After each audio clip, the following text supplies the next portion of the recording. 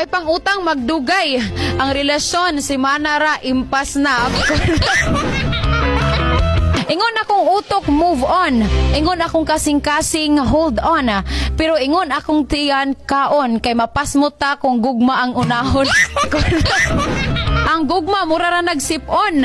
Nganong dili man nimo isikma kung kahibaw ka nga mas lami mo ginhawa kung wala siya.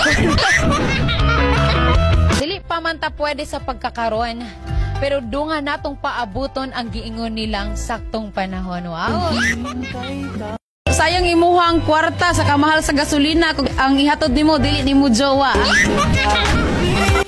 Maayo unta ang gugma sama sa traffic light para tudluan ta kanus mo hunong o kanus mo padayon. Di baling maubos ang pera sa piyesa, huwag lang sa maling dalaga. Oy!